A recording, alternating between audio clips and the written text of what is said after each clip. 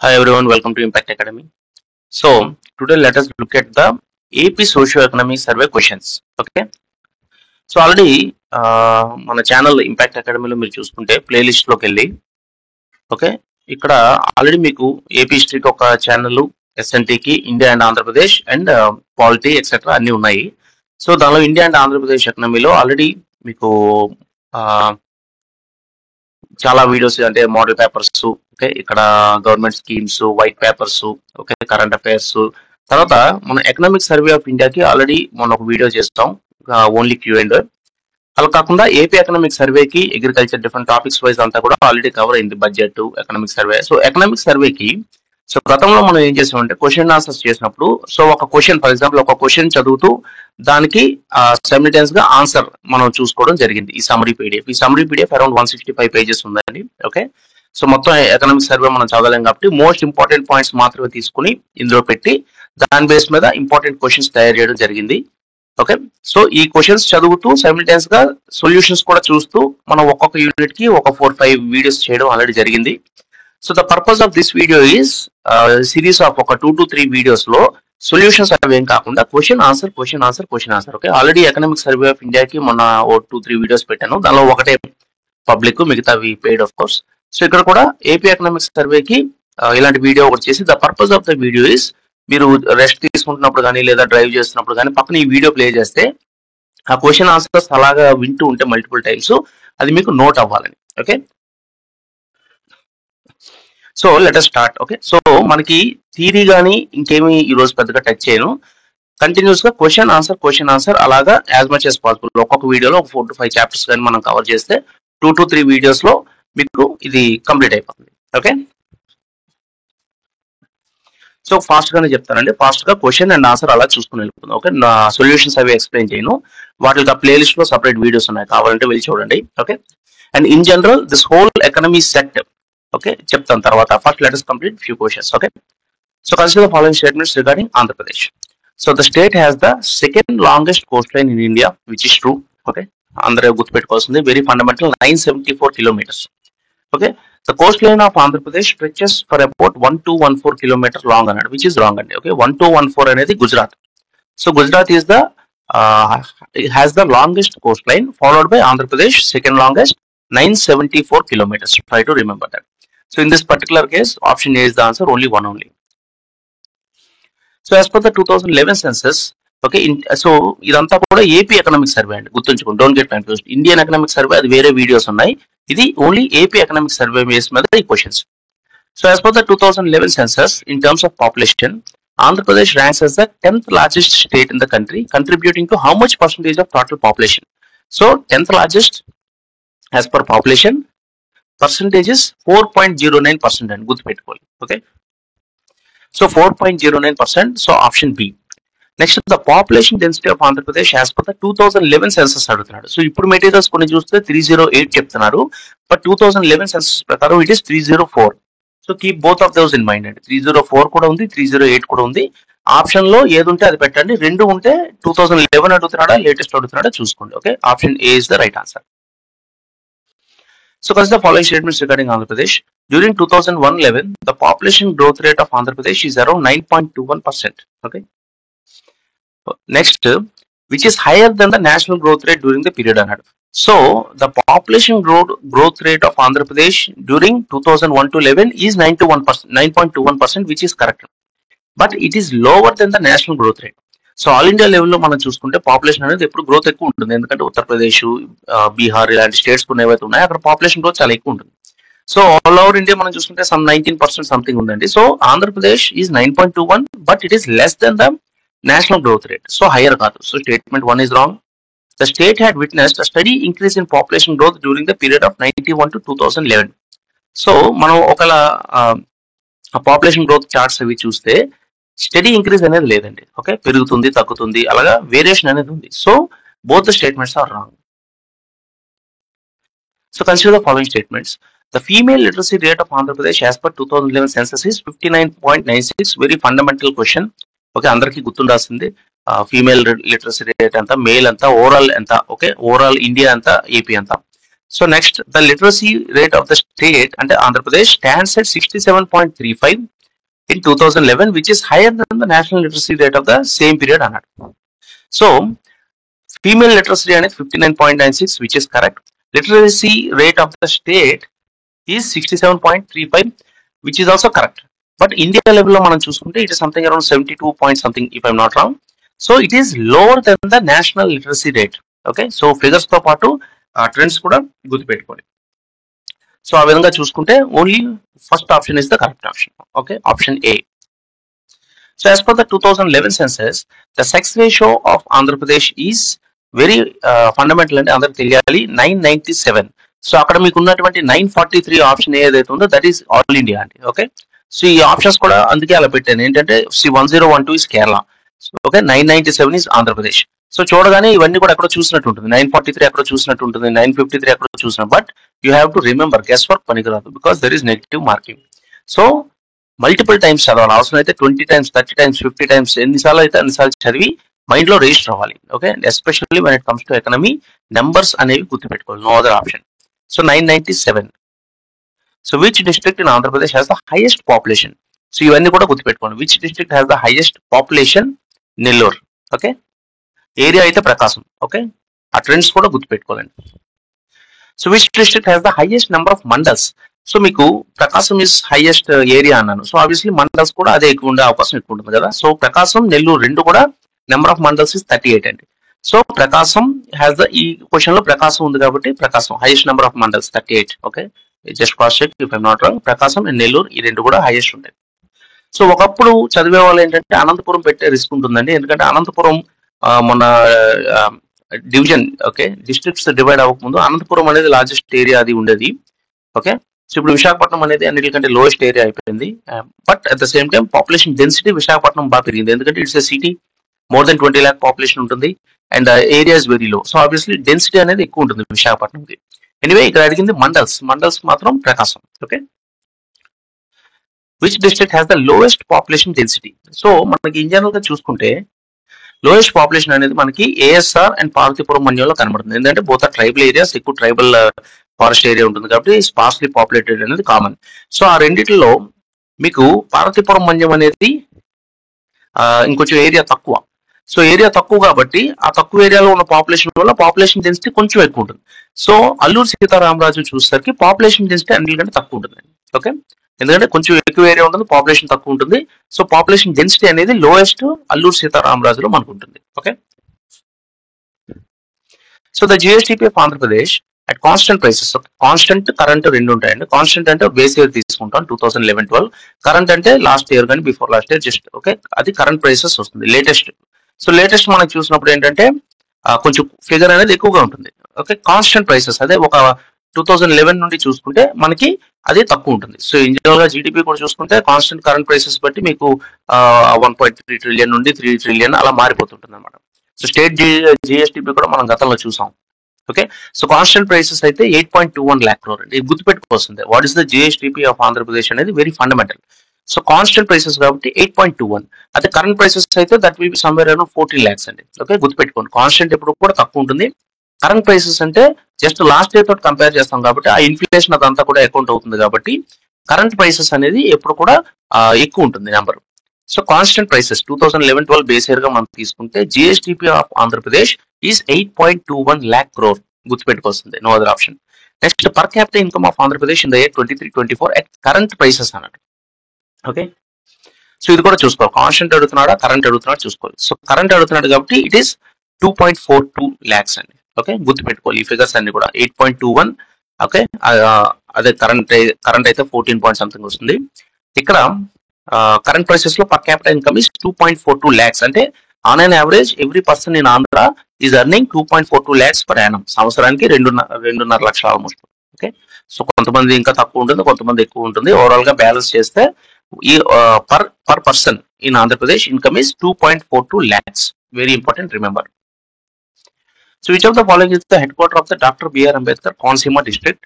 Head quarter is Amalapuram అండి. ఈ head quarters అన్ని కూడా గుర్తుపెట్టుకోవాలి, ఎస్పెషల్లీ డిస్ట్రిక్ట్స్ కొత్త వచ్చాయి కాబట్టి దేనికి ఏది హెడ్ క్వార్టర్ అనేది చూడాలి. సో ఇప్పుడు ఈ 4 కూడా they are head quarters if I'm not wrong. Okay, so Bhimavaram, maybe West Godavari, Anakapalli, Rajamahendravaram అవన్నీ కూడా. Okay, so Amalapuram, doctor BR Ambedkar Konaseema district కి హెడ్ క్వార్టర్ అమలాపురం ఉంది.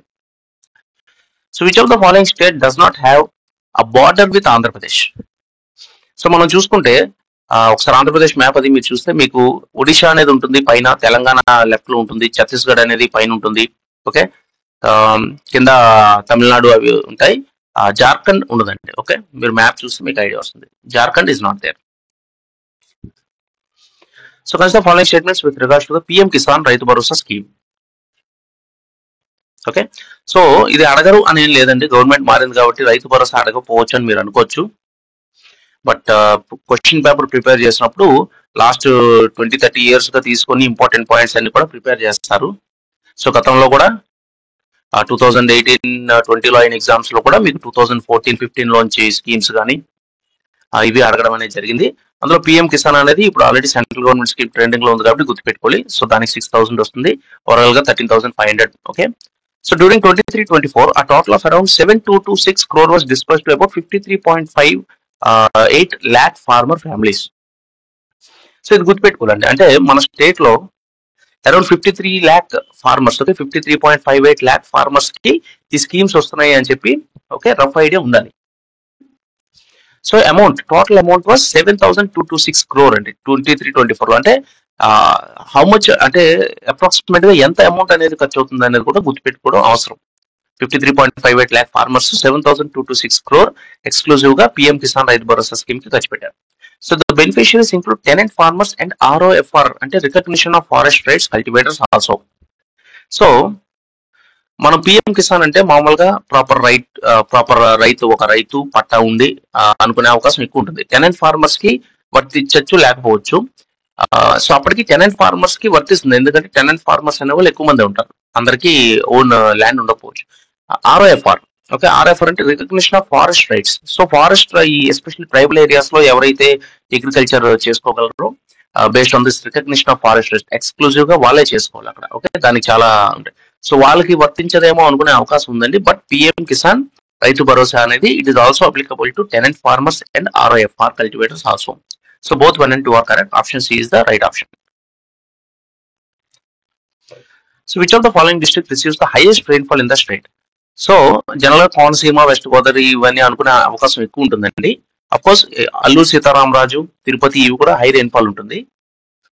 So ASR has the highest rainfall అండి. అందులో మామూలుగా మీకు ఫారెస్ట్ ఏరియా, ట్రైబల్ ఏరియా కాబట్టి ఎక్కువ రెయిన్ఫాల్ అనేది ఉండే అవకాశం కూడా ఉంటుంది. Okay, so ASR. Which of the following district is landlocked, that is no border or coastline? So మనకి మామూలుగా చూసుకుంటే ఒకప్పుడు ఈస్ట్ గోదావరి అనేది కోస్ట్ ఉండేదండి. సో ఇక్కడ ఏంటంటే కర్నూలు మేబీ ల్యాండ్ లాక్డ్ అనుకునే అవకాశం ఉంది. బట్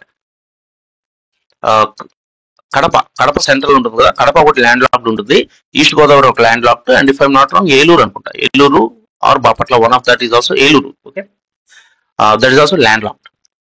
సో మూడు మనకి ల్యాండ్ లాక్డ్ అంటే బార్డర్ ఉండదు, కోస్ట్ లైన్ ఉండదు. సో ఈస్ట్ గోదావరికి ఒకప్పుడు కోస్ట్ ఉండేది, బట్ ఇప్పుడు కోస్ట్ లేదు ఈస్ట్ గోదావరికి. Okay, try to remember that.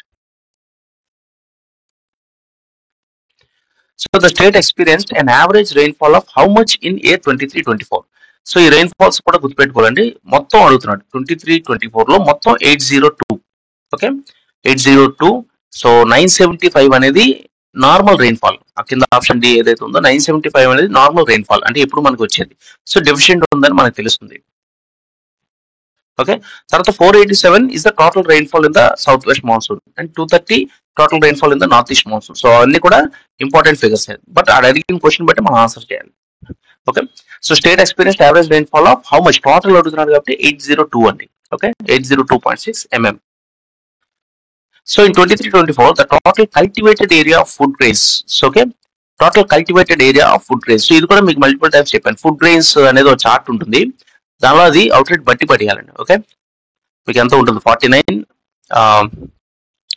33, 36, 22, okay 24, 14, 20, 12. Okay, ఈ ఫిగర్స్ అలా మైండ్ లో ఉంటే ఏది అగ్రికల్చర్ ల్యాండ్, ఏది కమర్షియల్, ఏది ఫ్యాలో ల్యాండ్ అవన్నీ తర్వాత మనం మ్యాచ్ చేసుకోవచ్చు. Forest land, okay forest I think 36, 22 అనుకుంటా. ఓకే 36 ఇది 22%. సో అలాగా ఇక్కడ ఏమంటున్నాడు, total cultivated area of food grains is 33.32 lakh hectares అండి. Okay 33.32 lakh hectares. is total cultivated area of food grains. So consider the following statements regarding the RBKs, Raitu Bharosa Kendralu. So the government of AP has established more than 10,000 RBKs in the last few years, which is true and around figure అనేది 10,000 around ఉంటుంది, గుర్తుపెట్టుకోవాలి. రైతు భరోసా కేంద్రాలు provide a one-stop shop for all farmers, including agriculture and allied sectors. So అదొకటి గుర్తుపెట్టుకోండి, అగ్రికల్చరే కాదు allied sectors కూడా రైతు భరోసా కేంద్రాల్లో మీకు అన్ని ఫెసిలిటీస్ దొరుకుతాయి. So both 1 and 2 are correct. So the aggregate output of cereals in 23-24 amounts to, okay, ఇది కూడా గుర్తుపెట్టుకోవాలండి, ఆ చార్ట్ ఒకటి ఉంటుంది, దానిలో స్టాండర్డ్ గా 146.65 lakh tons. దానిలో రైస్ ఎంత, ప్యాడీ ఎంత, లాస్ట్ ఇయర్ నుండి తగ్గిందా పెరిగిందా అవన్నీ కూడా చూసుకోవాలి. సో అందుకే ఫస్ట్ ఎప్పుడు కూడా ఈ సర్వే ఏదైతే ఉందో సమరీ, ఫస్ట్ ఆ సర్వే సమరీ చదువుకొని బ్రీఫ్ గా, ఆ తర్వాత క్వశ్చన్స్ ఆన్సర్ చేస్తే ఇంకా బెటర్ గా మీకు గుర్తుంటుందండి. ఓకే, తర్వాత మల్టిపుల్ టైమ్స్ రివైజ్ చేసినప్పుడు డైరెక్ట్ గా ఈ క్వశ్చన్ అండ్ ఆన్సర్ ఈ వీడియో మల్టిపుల్ టైమ్స్ ప్లే చేస్తూ వింటే మీకు ఇదవుతుంది. Okay, so the total amount disbursed for agriculture credit loans during the Kharif and Rabi seasons of 2023-24 under the agricultural credit plan. So మొత్తం agricultural credit కి including Kharif and Rabi season, Kharif అంటే మీకు June నుండి October వరకు ఉంటుంది, ఆ తర్వాత రబీ అంటే అక్టోబర్ నుండి మీకు మార్చ్ ఉంటుంది. ఓకే, సో మధ్యలో మార్చ్ నుండి జూన్ వరకు మిగిలిన 2-3 months అనేది మీకు జైద్ క్రాప్స్ అనేది వస్తుందండి, అంటే వాటర్ మిలాన్, కుకుంబరు ఇలాంటివన్నీ వస్తాయి. ఖరీఫ్ లో మీకు రైస్, మెయిజ్, సోర్గం ఇలాంటివి వస్తాయి. రబీ అంటే మేజర్ గా వీట్, ఇవన్నీ కూడా కొన్ని వస్తాయి. సో ఏది రబీ క్రాప్, ఏది ఖరీఫ్ క్రాప్, అవన్నీ కూడా జాగ్రఫీలో మనం ఇన్ డెప్త్ గా చూస్తాం. సో ఇన్ జనరల్ గా కూడా ఐడియా ఉండాలి ఎకనామిక్ పాయింట్ ఆఫ్ వ్యూ కూడా. Anyway, 2.68 lakh crore is the total agricultural credit given in Andhra Pradesh. గుర్తుపెట్టుకోండి. So let us go to the second unit. So the GSDP of Andhra Pradesh at constant prices 2011-12 for the year 23-24 is. So ఇందాక మనం ఏం చూసామంటే constant prices చూసాం ఇందాక కూడా. So this is 8.21 lakh crore. Okay, so ఇవి మనం చూస్తుంది macro economic aggregates, especially finances of the state. So ఈ క్వశ్చన్స్ అన్ని కూడా వస్తాయి. ఓకే, సో కాన్స్టెంట్ ప్రైసెస్ అయితే 8.21 lakh crore అండ్ 14.4 ఏదైతే ఉందో that is at current price అండి. ఓకే,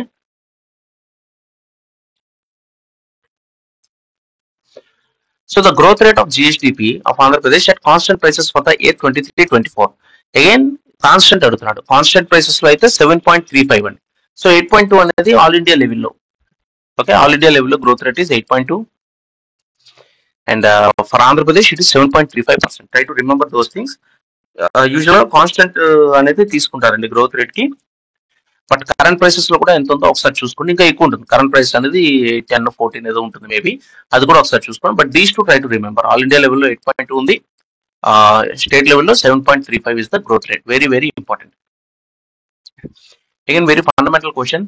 సో ఇక్కడ అంటే దీనిలో షేర్ ఆఫ్ జీడిపి కింద అడగచ్చు, లేదా ఇయర్ ఆన్ ఇయర్ గ్రోత్ అడగచ్చు, సెవరల్ అడగచ్చు. ఇక్కడ ఏం అడిగాడంటే గ్రోత్ రేట్ అడిగాడండి. ఓకే, సో యూజువల్ గా షేర్ ఆఫ్ జీడిపి అడుగుతుంటారు, షేర్ ఆఫ్ జీవీఏ అడుగుతుంటారు, లేదా గ్రోత్ రేట్, ఈ మూడిట్లో ఏదో స్టాండర్డ్ గా అడుగుతారు. సో దానిలో అగ్రికల్చర్ అండ్ అలైడ్ అనేది మనకి 1.69% పెరిగిందండి. ఆబ్వియస్లీ అగ్రికల్చర్ లో గ్రోత్ అనేది తక్కువ ఉంటుంది. ఇండస్ట్రీ యాక్చువల్ గా ఎక్కువ పెరిగింది 8.02. యూజువల్ గా సర్వీసెస్ సెక్టార్ కి ఎక్కువ ఉంటుంది గ్రోత్ కానీ షేర్ కానీ. సో సర్వీసెస్ సెక్టార్ ఇస్ 5.21% అండి. సో ఇప్పటికీ కూడా సర్వీస్ సెక్టార్ మనం తీసుకుంటే 50+ ఉంటుంది. Okay, agriculture will be somewhere in 30s, industry somewhere in 20s ఉంటుంది. అది కూడా చాలా ఇంపార్టెంట్. బట్ ఇన్ జనరల్ గా మనం చూసుకుంటే ఇది గ్రోత్ రేట్ గురించి అడుగుతున్నాం. సో అగ్రికల్చర్ అనేది total growth rate is 1.69%, both agriculture and allied. Industry 8.02, services 5.21. So ఆ నెంబర్స్ అలా గుర్తుపెట్టుకోండి. So consider the following statements regarding the GSDP of Andhra Pradesh. So the GSDP growth rate of Andhra Pradesh at constant prices is 7.35%. ఇప్పుడే చూసాం. Okay, so that is true. In the last decade there has been a constant rise in the growth rate of the GSDP of Andhra Pradesh. So ఈ trend అనేది తెలియాలండి. Okay, నిజంగా constant గా పెరిగిందా తగ్గిందా, okay zigzag ఉందా అనేది సమ్మరీలో చూసుకొని అప్పుడు మీరు పెట్టాలి. సో లాస్ట్ డెకేడ్ లో there has been a constant rise అనేది రాంగ్ అండి. ఓకే, సో ఎస్పెషల్లీ కోవిడ్ టైంలో మీకు తగ్గింది. ఓకే, సో కాన్స్టెంట్ రైజ్ అనేది లేదు. So only option 1 is the right option. So again agriculture industry service లో ఈసారి ఏమడిగాడంటే share of sector wise GVA, gross value added ఎంత అని అడిగాడు. This is also very very very important. Okay, so India లెవెల్లో అయితే మీకు అగ్రికల్చర్ 17.7 సంథింగ్ ఉంటుంది, ఇండస్ట్రీ 27 సంథింగ్ ఉంటుంది, సర్వీసెస్ 54 సంథింగ్ ఉంటుంది, 50+ ఉంటుంది. సో మనకి ఆంధ్రప్రదేశ్ లో స్పెషల్ ఏంటంటే ఇండస్ట్రీ కంటే అగ్రికల్చర్ ఎక్కువ ఉంటుంది. సో ఇన్ జనరల్ గా ఇండియాలో అయితే ఇండస్ట్రీ ఎక్కువ ఉంటుంది, బట్ ఆంధ్రప్రదేశ్ లో ఇండస్ట్రీ కంటే అగ్రికల్చర్ మనకి ఎక్కువ ఉంటుంది. సర్వీస్ అనేది ఎలాగో అందరికి టాప్ ఉంటుంది. So agriculture is 34.14, industry is 25.69, services is 40.16. So 50+ లేదు. యూజువల్ గా సర్వీసెస్ 50+ అని గుర్తుపెట్టుకుంటాం అందరం, కానీ services is actually 40 only. Try to remember 34, 25, 40. ఎలాగో ఈ 3 యాడ్ చేస్తే మీకు 100 రావాలి. సో దాన్ని బట్టి కూడా ఒక 2 గుర్తున్న మూడోది ఐడెంటిఫై చేయొచ్చు. So 34, 25, 40. Okay. So as in descending order, sector-wise contributions of GVA at current prices. So ఈ sector-wise contributions of GVA ఒక చార్ట్ అనేది ఉందండి, సమ్మరీలో మనం ఆల్రెడీ చూసాం. సో దానిలో మీరు అబ్జర్వ్ చేస్తే అన్నిటికంటే హైయెస్ట్ మ్యానుఫ్యాక్చరింగ్ ఉంది. Manufacturing followed by live stock, followed by construction, followed by mining and quarrying. So ఇందులో ఆంధ్రప్రదేశ్ లో మీరు చూసుకుంటే ఇండైరెక్ట్ ట్యాక్సెస్ లో మీకు మైనింగ్ అనేది సింగిల్ లార్జెస్ట్ గా ఉంటుంది ఎప్పుడు కూడా. So mining maybe life stock అంటే జస్ట్ మనకి ఈ గొర్రెలు, మేకలు, కోళ్లు, ఫారాలు ఇవి కాబట్టి మేబీ అది ఎక్కువ ఉండే అవకాశం ఉంది అనుకోవచ్చు. But actually manufacturing is highest, followed by life stock అండి. లైఫ్ స్టాక్ కూడా అంత ఉంది. ఓకే, ఎందుకంటే లైఫ్ స్టాక్ అనేది త్రూఅవుట్ ద స్టేట్ ప్రతి చోట కూడా జరుగుతుంటుంది. మైనింగ్ అనేది లిమిటెడ్ గా ఉంటుంది అక్కడక్కడ. సో అలా గుర్తుపెట్టుకోండి. And construction is higher than mining అండి. Okay, construction is higher than mining. Anyway order గుర్తుపెట్టుకోండి. మిగతా కూడా బోల్డ్ ఐటమ్స్ ఉన్నాయి, అవన్నీ కూడా ఒకసారి ఆ చార్ట్ చూసి try to remember. So the industry sector's GVA contribution during 23-24 to the state of Andhra Pradesh is estimated at. So ఇందాక మన ఇండస్ట్రీ ఎంత చూసామండి, 25. ఓకే, 34, 25, 40. ఓకే, 35, 24, 40. దానిలో 25% చూసాం కదా, దాన్ని యాక్చువల్ కంట్రిబ్యూషన్ మనం చూసుకుంటే 2.23 lakh crore అండి. Okay, so 2.23 lakh crore is the industry sector's contribution to the GVA. So మా జీడిపి 8.21 చూసాం కదా, సో దానిలో గ్రాస్ వాల్యూ యాడెడ్ కూడా చూసుకుంటే అరౌండ్ 2.23 అనేది మనకి ఇండస్ట్రీ నుండి వచ్చింది. ఓకే, సో మిగతా సర్వీసెస్, అగ్రికల్చర్ వీటి నుండి వచ్చి ఉంటుంది. So consider following statements regarding the services sector. The sub sector trade, hotel and restaurants okay contributes the highest share of GVA during 23-24. So services sector అనేది very important అండి, దాన్ని మనం depth లో study చేయాలి. దానిలో బోల్డ్ సబ్ సెక్టర్స్ ఉంటాయి. ఒక financial, ఒక టెలికమ్యూనికేషన్స్, ఐటీ. దానిలో ఏది హైయెస్ట్ వచ్చిందంటే trade, hotel and restaurants. So trade అంటే మళ్ళీ దానిలో చాలా ఆస్పెక్ట్స్ కవర్ అవుతాయండి, ట్రేడింగ్ అంతా కూడా. సో ఈ స్టీల్ కానీ, డిఫరెంట్ సిమెంట్, ఇవన్నీ ట్రేడింగ్, ఆ ట్రేడ్ చేయడం, ఆ మెటీరియల్ అవన్నీ కూడా వస్తాయి. Okay, so sub sector trade, hotel and restaurants contributes the highest share of the GVA during 23-24. గుర్తుపెట్టుకోండి. సర్వీసెస్ సబ్ సెక్టర్ లో ట్రేడ్, హోటల్ అండ్ రెస్టారెంట్ అనేది హైయెస్ట్ ఉంది. Next the communication sub sector posted the highest growth rate of 12.4% among the service sector. ఇక్కడ మనం share అడగట్లేదు, growth rate అడుగుతున్నాం. Okay, so share అనుకుంటే trade, hotels and restaurant top లో ఉంది. And growth rate ఏది ఎక్కువ గ్రో అయిందంటే కమ్యూనికేషన్స్ అండి. Okay, communication sub sector posted the highest growth rate of 12.4% among the service sector. Try to remember these things and the other things also. ఆ charts కూడా ఒకసారి study చేసి మిగతా గుర్తుపెట్టుకోండి. So consider following statements regarding the agriculture and allied sector of Andhra Pradesh. Fishing and aquaculture subsector has the highest share of GVA among the agriculture and allied. So ఇందాక మనం చూస్తే service sector లో trade, hotel, restaurants అనేది ఎక్కువ ఉంది. అలాగా agriculture and allied లో మనం తీసుకుంటే ఫిషింగ్ అండ్ ఆక్వాకల్చర్ అనేది ఎక్కువ ఉంది. అంటే మన రైస్ కల్టివేషన్ ఇవన్నీ కంటే కూడా ఫిషింగ్ అండ్ ఆక్వాకల్చర్ అనేది ఎక్కువ ఉంది. Okay, so the horticulture subsector posted the highest growth rate of GVA among the agriculture and allied sector. So which is wrong అండి. Okay, so horticulture sub sector highest growth rate కాదు. So share wise చూసుకుంటే fishing and aquaculture ఉంది. And growth rate horticulture కాదు కాబట్టి ఇవి ఏది ఉందో ఒకసారి ఆ సమరీలో చెక్ చేసుకుని ఉంది. But horticulture is not the highest growth rate. Okay, try to remember that. Fishing and aquaculture is the highest share, which is true. So only one is the right option.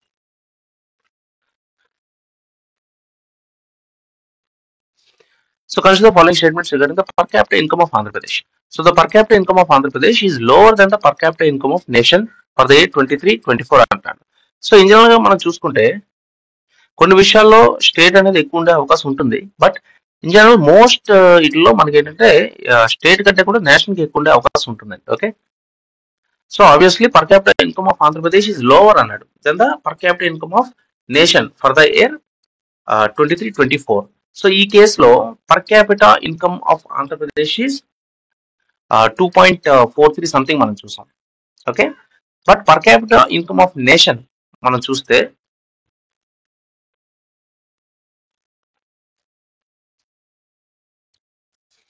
So all India లెవెల్లో 1.84 lakh ఉందండి. Okay, so మనకి ఆంధ్రప్రదేశ్ లో 2.4 చూసాం కదా ఇందాక. All India లెవెల్లో 1.2. So the per capital income of Andhra Pradesh is higher than the per capital income of nation. Okay, ఎందుకంటే especially Andhra Pradesh is having actually poverty ఇవన్నీ కూడా కొంచెం తక్కువ మనకి. Especially they are some of these bimar states అంటారు కదా, బీహార్, ఓకే, ఉత్తరప్రదేశ్ అండ్ మధ్యప్రదేశ్ అవన్నీ. అక్కడ ఏంటంటే పవర్టీ అదే ఎక్కువ ఉంటుంది, ఇన్కమ్స్ అనేది తక్కువ ఉంటాయి కాబట్టి. సో ఓవరాల్ గా దానివల్ల ఓవరాల్ ఇండియాలో పర్ క్యాపిటల్ అనేది తక్కువే ఉంటుంది. But Andhra Pradesh is considerable reasonably well doing state కాబట్టి మనకి ఆ పర్ క్యాపిటల్ ఇన్కమ్ అనేది నేషనల్ లెవెల్ కంటే కూడా ఎక్కువ ఉంది. సో ఇక్కడ లోవర్ అన్నారు కాబట్టి first question is wrong. The per capital income of Andhra Pradesh grew at a rate of 10.28% during the year 23-24. So per capital 2.43 ముందు 2.18 సంథింగ్ ఉండేదండి. సో 10% పెరిగింది. ఓకే, 10.28% పెరిగి 2.4 సంథింగ్ వచ్చింది. Okay, all India level it is 1.84 lakh. Okay, అది కూడా గుర్తుపెట్టుకోండి. So only second option is correct. Okay, so second chapter అయిపోయింది. Let's go to the third chapter, public finance.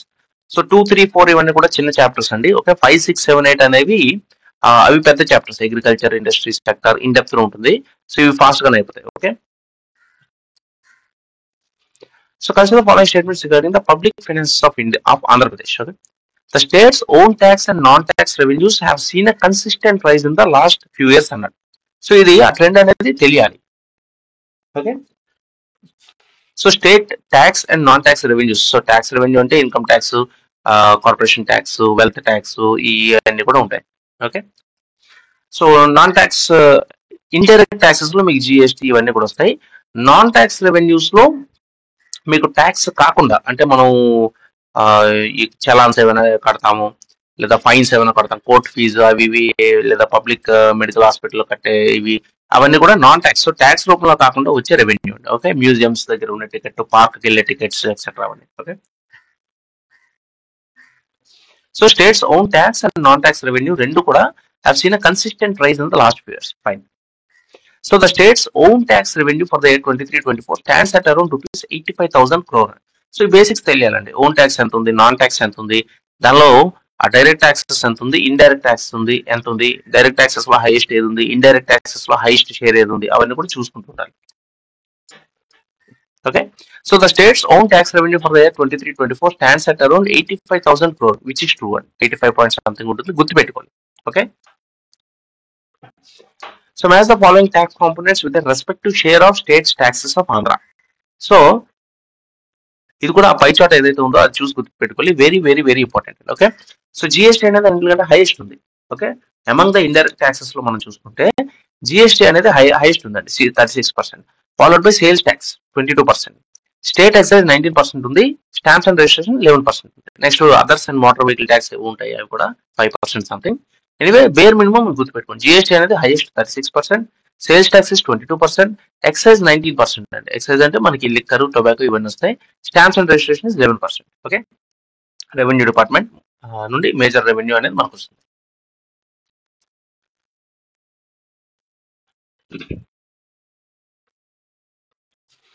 So which of the following contributes to the highest share of the states own non tax revenue. Okay, so own revenue అంటే ఉద్దేశం ఏంటంటే state లో మనం generate చేసింది, ఇంకోటి finance commission ద్వారా మనకు వచ్చేది, లేదా సెంట్రల్ గ్రాంట్స్ అవ్వచ్చు, సెంట్రల్ గ్రాంట్ ఇన్ ఎయిడ్ అవ్వచ్చు, లోన్స్ అవ్వచ్చు, అవన్నీ కూడా revenue of the state. So అవన్నీ కూడా బడ్జెట్ లో ఇన్ డెప్త్ లో మనం చూసాం గతంలో. ఆ వీడియో ఒకటి ఉంటుంది, బడ్జెట్ అనాలిసిస్, అది చూడండి.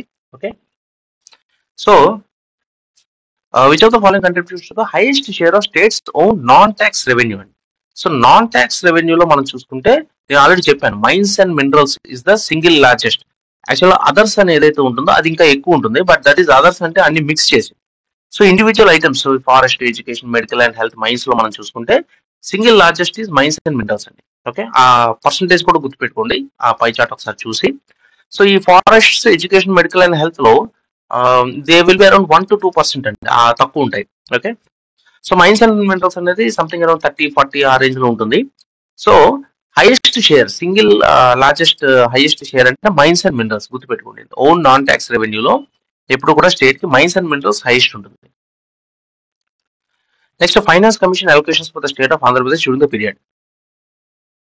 ఓకే, సో ఫైనాన్స్ కమిషన్ నుండి మనకు వచ్చింది 55,000 crore అండి. ఓకే, ఇందులో 85,000 ఓన్ ట్యాక్స్ రెవెన్యూ చూసాం కదా. సో సెంట్రల్ గవర్నమెంట్ నుండి ఫైనాన్స్ కమిషన్ ద్వారా మనకు వచ్చింది 55,000 crore అనేది మనకి వస్తుంది. ఓకే,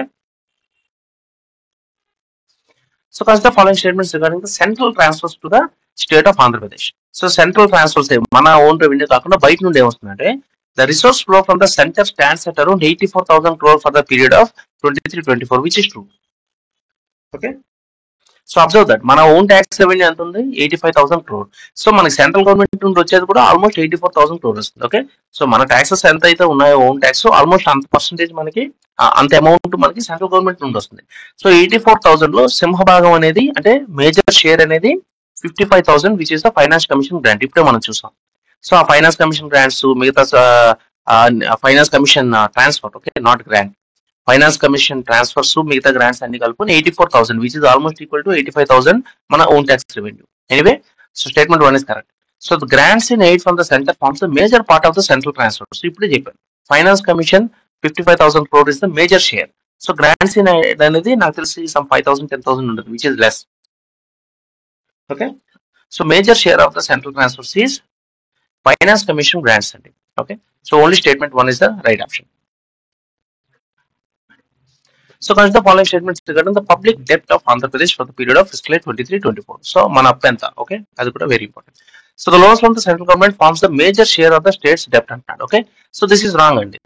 మనం సెంట్రల్ గవర్నమెంట్ నుండి తీసుకునే లోన్స్ యాక్చువల్గా తక్కువ ఉంటాయి. మనం ఎక్స్టర్నల్ బారోయింగ్స్ ఏవైతే చేస్తామో అవి ఎక్కువ ఉంటాయి. ఓకే, దానికి కూడా పై చార్ట్ ఉంది సమరీలో, అది స్టడీ చేసి ఆ పర్సంటేజ్ అవన్నీ కూడా గుర్తుపెట్టుకోండి.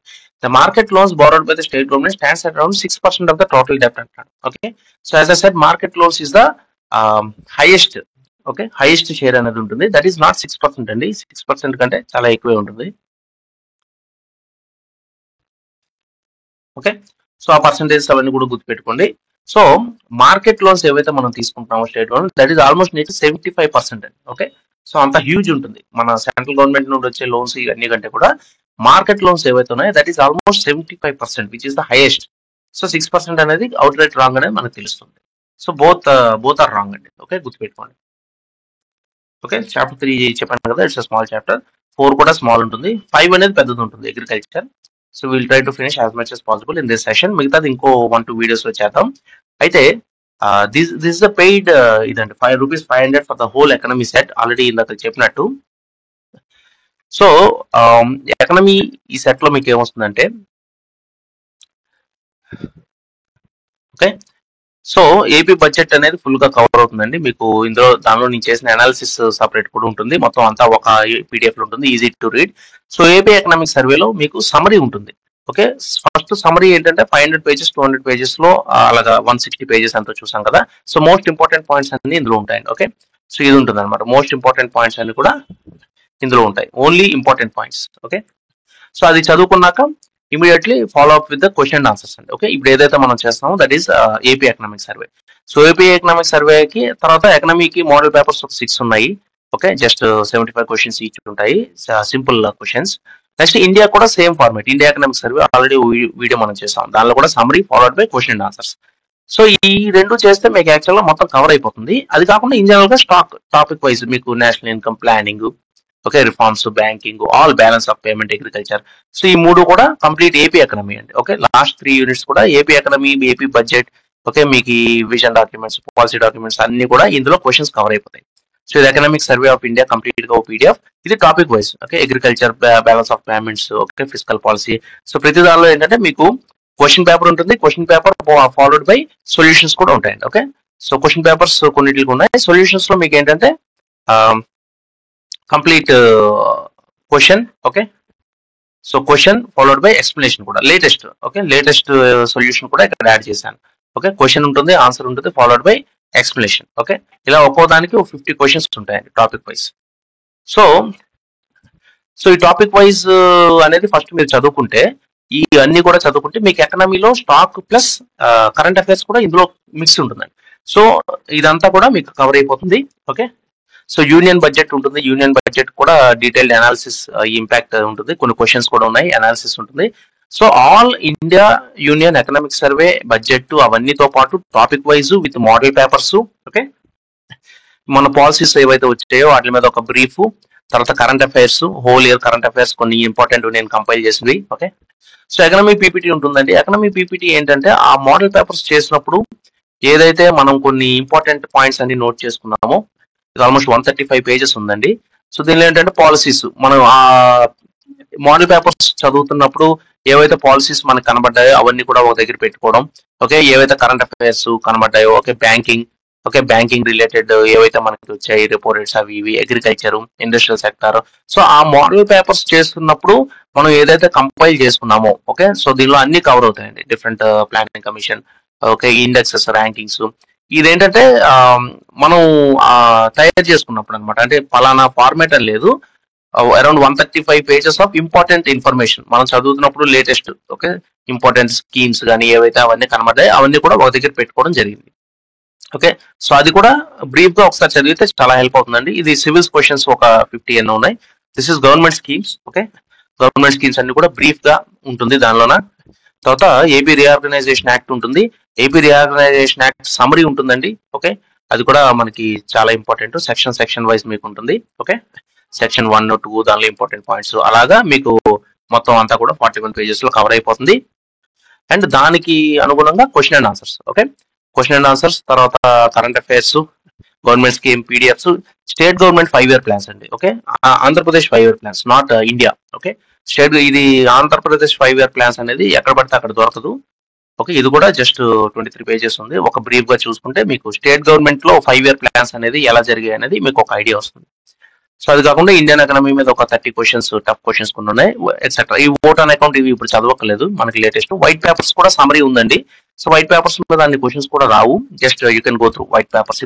సో ఈ మెటీరియల్ అంతా కూడా I will transfer to you just for 500 rupees. Okay, మొత్తం ఇండియా అండ్ ఏపీ ఎకనామీ అంతా కూడా జస్ట్ 500 రూపీస్ కి I will transfer all this material to you. Okay, so that is about this PDF course. So now let us go back to the questions. Okay, so ఇక్కడ so consider the following statements regarding the price monitoring mechanism of the nation. Okay, so very important. So at the national level, the Directorate of Economics and Statistics reports on the prices of essential commodities periodically anadu ante national level lo.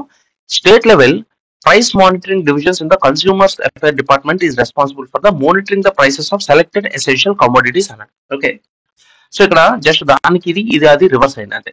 So national లెవెల్లో price monitoring division of the consumers affairs department అనేది చూస్తుందండి. Okay,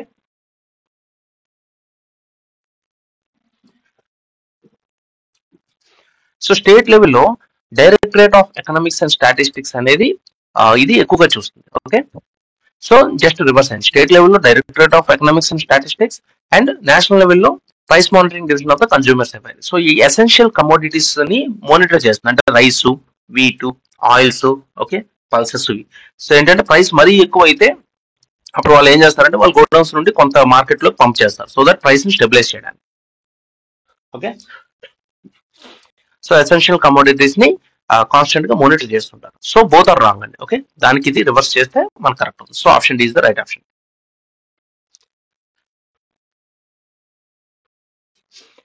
So consider the following statements.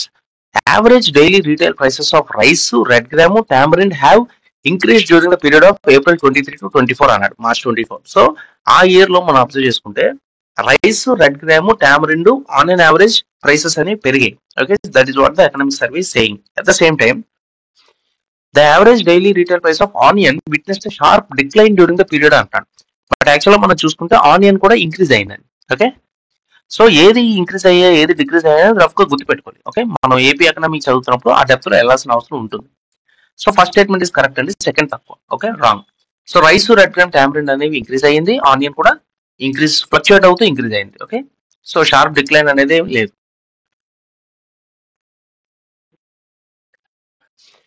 So consider following statements regarding the wholesale price index అండి. Okay, so consumer price index అంటే మనం retail లెవెల్లో ఉన్నటువంటి prices inflation అవన్నీ కూడా చూస్తాం. హోల్సేల్ ప్రైస్ అంటే హోల్సేల్ లెవెల్లో మనం చూస్తాం. ఓకే, అంటే మనం షాప్ లోకి వెళ్ళి కొనేది కాకుండా ఫ్యాక్టరీ బయటకు వచ్చింది హోల్సేల్ షాప్స్ లో ఏదైతే ఉంటుందో దాన్ని బట్టి అనమాట. So the manufactured products group forms an important part of the index.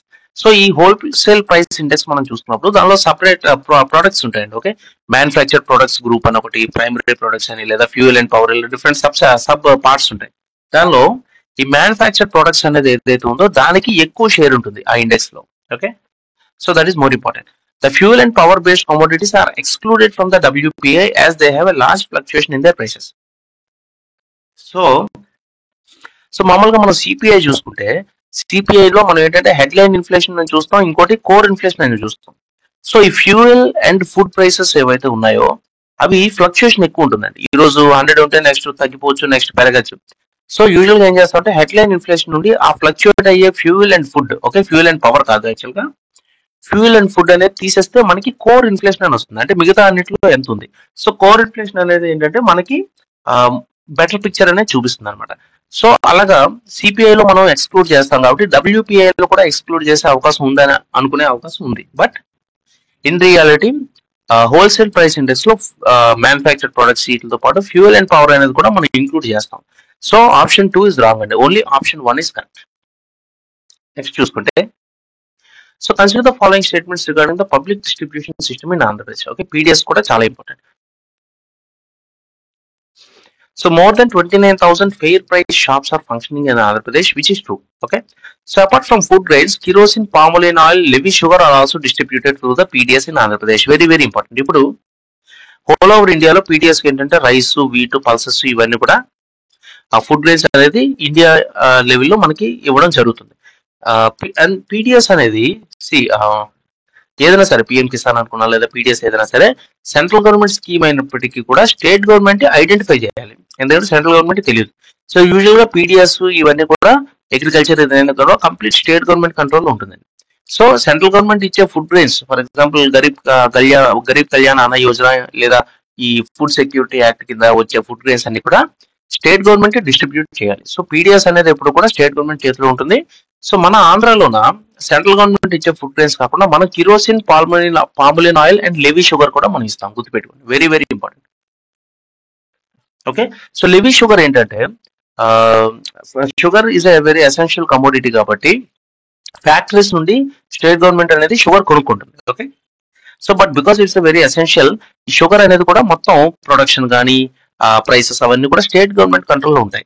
Okay, especially agriculture అనేది చాలా గవర్నమెంట్ కంట్రోల్ ఉంటుంది. ఎవరు ఇష్టం వచ్చినట్టు వాడు ప్రైసెస్ పెట్టి అమ్ముకోవడానికి అవ్వదు. ఓకే, సో హోల్సేల్ గా కూడా రైతులు వెళ్ళి రైతు బజార్లోనే అమ్మాలి. మనకు ఆ మండీ ఏదైతే ఉందో అగ్రికల్చర్ మండీ, అది కూడా అసోసియేటెడ్ మండీలోనే అమ్మాలి, పక్క రాష్ట్రంలో అమ్ముతాము ఇవన్నీ. సో మొన్న మధ్య తెచ్చిన ఫార్ములాస్ కూడా ఆ చేంజెస్ తీసుకురావడానికి, బట్ స్టేట్ గవర్నమెంట్ చేతి నుండి పవర్ తీసేయడం వల్ల పంజాబ్ లో ఎస్పెషల్లీ ఎక్కువ అగ్రికల్చర్ బేస్ మీద పాలిటిక్స్ ఎక్కువ జరుగుతుంటాయి. So at the end of the day those laws have been removed. But మనం చూసుకుంటే సో స్టేట్ గవర్నమెంట్ ఏం చేస్తుందంటే లెవీ షుగర్ తెచ్చుకుంటుంది. సో మార్కెట్ ప్రైస్ కంటే తక్కువగా తెచ్చుకుంటుంది, అంటే that's equal to asking them to pay levy అనమాట. సో తక్కువ ప్రైస్ కి తెచ్చుకుంటుంది కాబట్టి that is called as levy sugar. So kerosene, palm oil and levy sugar కూడా మన ఆంధ్రప్రదేశ్ లో డిస్ట్రిబ్యూట్ చేస్తాం. Very important, try to remember. So option C is the right option.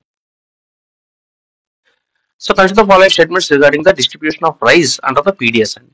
Okay, the state government of Andhra Pradesh distributes free rice to both NFSA and non-NFSA categories. Okay, so food security under లో ఎలాగో rice అనేది ఇస్తుంది, non NFSA category కూడా ఇస్తారా అని doubt ఉండొచ్చు. But because food grain అనేది fundamental అందరికీ ఉండాలి కాబట్టి, అండ్ పవర్టీ అండ్ హంగర్ ఐఎస్టీజీ గోల్స్ అవి మనకున్నాయి. సో స్టేట్ గవర్నమెంట్ ఏంటంటే ఫ్రీ రైస్ అనేది both NFSA and non NFSA category కూడా ఇస్తుంది, very important. So the distribution of free rice to non-NFSA category has been started from 1st January 2023 and has extended up to the year 2030. Okay, this is wrong andi. Okay, that is 2030 kaadu, either 2028 or anything, but anyway that is wrong, that statement is wrong. So consider the following statements regarding the paddy purchased during the fiscal year 23-24. So paddy అనేది exclusive గా food grains అన్ని మనం చూసినప్పటికీ కూడా దానిలో paddy గురించి exclusive గా మనం చూడాలి. ఖరీఫ్ లో ఎంత, రబీ యాక్చువల్గా రబీ సీజన్ లో ప్యాడీ అనేది ఉండకూడదు. బట్ ఇప్పుడు ఏంటంటే ఇరిగేషన్ ఫెసిలిటీస్ అన్ని రావడం వల్ల రబీలో కూడా మనం ప్యాడీ అనేది చూస్తాం. సో ఇందులో గుర్తుపెట్టుకోండి. ఫర్ ఎగ్జాంపుల్ ఆ సెకండ్ స్టేట్మెంట్ చూడండి. In the rabi season paddy is not procured as it is predominantly kharif crop. So అది వినగానే మనకు కరెక్ట్ అనిపిస్తుంది. ఎందుకంటే paddy is predominantly kharif crop. Okay, so rice అనేది మనకి జూన్ టు అక్టోబర్ మధ్యలో పెరగాలి. బట్ ఇప్పుడు ఏంటంటే రబీ సీజన్ లో కూడా రైస్ అనేది పండించడం అనేది స్టార్ట్ అయింది ఎప్పుడు నుండో. So second statement is out right wrong అండి. So in kharif season quantity of 12.64 lakh metric tons of paddy has been purchased. So kharif season లో ప్యాడీ అనేది ఎంత పర్చేజ్ అయిందో మనం చూద్దాం 23-24 లో. సో ఖరీఫ్ సీజన్ లో ప్యాడీ ప్రొడక్షన్ అనేది almost okay 72 lakh metric tons ఉందండి. ఓకే, సో ఆ వేరియేషన్ అనేది మనం ఈజీగా క్యాచ్ చేయగలం. సో ఖరీఫ్ సీజన్ లో ఆ ప్యాడీ అనేది చాలా ఎక్కువ ఉంటుంది ప్రొక్యూర్మెంట్. ఓకే, ఆల్మోస్ట్ గా మనం చూస్తుంటే కూడా 80± ఉంటూ ఉంటుంది అన్నమాట, 80 lakh మెట్రిక్ టన్స్. సో 12.64 అనేది అవుట్ రైట్ రాంగ్ అని మనం క్యాచ్ చేయగలం. ఓకే, సో ఆ విధంగా చూసుకుంటే none of the above is correct and both are wrong. So consider following statements regarding the Deepam 2 scheme. So recent గా వచ్చిన scheme కాబట్టి very important. So all these points are very important. Okay. So the government of AP launched the Deepam 2 scheme on 31/10/24. So group 2 level లో ఇలాంటి questions కూడా అడుగుతారండి, ఏ scheme ఏ రోజు వచ్చింది అనేది. ఓకే, సో గుర్తుపెట్టుకోగలిగితే well and good. Okay, so 31 October 24. So mostly Diwali అనుకుంటా, దివాళీ రోజు ఇచ్చినట్టున్నారు Deepam 2. Okay, government shall supply 4 LPG gas cylinders per year, which is wrong. Okay, 3 LPG gas cylinders. Okay, 3 LPG gas cylinders free of cost to all eligible beneficiaries. And then government shall supply LPG gas cylinders per year. So next, the eligible beneficiary may book the first cylinder up to 31st March 2025. Okay, so 2024 లో మనకి start అయినప్పటికీ కూడా 2025 March వరకు కూడా time ఇచ్చారు. అంటే అప్పటి వరకు ఎవరు ఎన్రోల్ చేసుకుని సిలిండర్ బుక్ చేసుకోకపోతే బుక్ చేసుకోవచ్చు. దీపం 2 కింద మార్చ్ 2025 వరకు ఫస్ట్ సిలిండర్ ఓకే ఇచ్చారు. So next the eligible beneficiaries will get 1 cylinder once in 3 months. Okay, starting from fiscal year 25-26 onwards. So just let me cross check. So Deepam scheme very important అండి. Okay, so 31/10/2024 Deepavali day రోజు launch చేశారు. Supply 3 gas cylinders. Okay, తర్వాత first cylinder 2025 okay financial year 2025 వరకు చేసుకోవచ్చు. Okay, up to March 2025.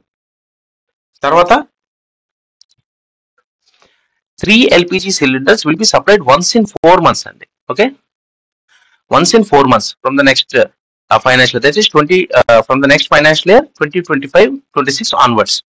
So April లో start అవుద్ది, March కల్లా అందరూ ఎన్రోల్ చేసుకుంటే ఏప్రిల్ నుండి స్టార్ట్ అయ్యి 4 months ఒకసారి ఇస్తారు సిలిండర్. సో 3 LPG సిలిండర్స్ అనేవి మనకి జరుగుతాయి రావడం.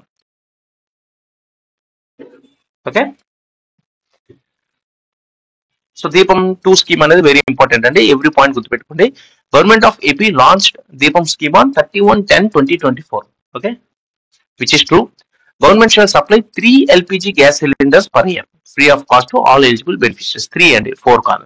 So eligible beneficiary may book the first cylinder up to 31st March 2025, which is true. తర్వాత eligible beneficiaries will get 1 cylinder once in 3 months అన్నాడు, once in 4 months అన్నాడు. Okay, once in 3 అంటే మీకు set అవుతుంది, 12/3 వేసుకుంటే 4 సిలిండర్ రావాలి. But మనకు 1 cylinder వస్తుంది. సో 4 months ఒకటి ఇస్తే 3 సిలిండర్లు వస్తాయి. Okay, so eligible beneficiaries will get 1 cylinder once in 4 months starting from fiscal year 25-26 onwards. So April నుండి స్టార్ట్ అవుతుంది. ఓకే, సో అలా చూసుకుంటే మనకి 1 and 3 ఆర్ కరెక్ట్. ఓకే, మిగతావన్నీ రాంగ్. ఓకే, సో 4 యూనిట్స్ మనం ఒక వీడియోలో కవర్ చేసామండి. సో మిగతా 5, 6, 7, 8, 9, 10 మోస్ట్లీ ఇంకో 2 వీడియోస్ లో ఫినిష్ చేద్దాం. అయితే agriculture is actually more important అండి. నెంబర్ ఆఫ్ క్వశ్చన్స్ కూడా మీకు ఎక్కువ ఉంటాయి. అగ్రికల్చర్ లో ఆల్మోస్ట్ 29 క్వశ్చన్స్ ఉన్నాయి. ఇండస్ట్రీస్ కూడా ఇంపార్టెంట్ టాపిక్. సో తర్వాత ఎకనామిక్ ఇన్ఫ్రాస్ట్రక్చర్, అందులో కూడా ఎక్కువ క్వశ్చన్స్ ఉంటాయి. ఇవన్నీ కూడా వెరీ ఇంపార్టెంట్. సోషల్ ఇన్ఫ్రాస్ట్రక్చర్ కూడా ఇంపార్టెంట్. ఇక్కడ మీకు స్కీమ్స్ అవి కూడా చాలా వరకు కవర్ అయిపోతాయి. ఓకే, ఈ లేటెస్ట్ స్కీమ్స్ ఇండియా లెవెల్లో ఆంధ్ర లెవెల్ రెండు కూడా కవర్ చేశాడు. పావర్టీ కూడా వెరీ వెరీ ఇంపార్టెంట్. పావర్టీ మీద ఉన్న ఫిగర్స్ అవి అన్ని కూడా గుర్తుపెట్టుకొని last sustainable development goals is very small, దానిలో కపుల్ ఆఫ్ క్వశ్చన్స్ ఉంటాయి అంతే. ఓకే, సో సో ఇందాక చెప్పినట్టు ఎకనమీకి మీకు ఈ మొత్తం ఆల్ పీడిఎఫ్స్ అన్ని కూడా జస్ట్ ఫర్ 500 రూపీస్ నేను ట్రాన్స్ఫర్ చేస్తాను. Okay, so anyone interested please WhatsApp this number. Okay, this number WhatsApp చేయండి, పర్చేస్ చేసుకోండి. మిగతా వీడియోస్ అనేవి పబ్లిక్ లో పెట్టట్లేదండి, ఓన్లీ వన్. అంటే ఎలా ఉంటుందో అసలు ఈ పీడిఎఫ్ లో కంటెంట్ అనేది మీకు ఐడియా కోసమే పెట్టడం జరిగింది. బట్ దీస్ పీడిఎఫ్స్ ఎగ్జామ్కి వెళ్లే ముందు మల్టిపుల్ టైమ్స్, ఒక 10 to 15 టైమ్స్ కనుక మీరు చదువుకుంటే ఖచ్చితంగా ఎకనమీలో మీకు ఈ అంటే I cannot guarantee anything, but 40s 50s వచ్చే అవకాశం అనేది మీకు ఉంటుంది. Okay, thank you very much.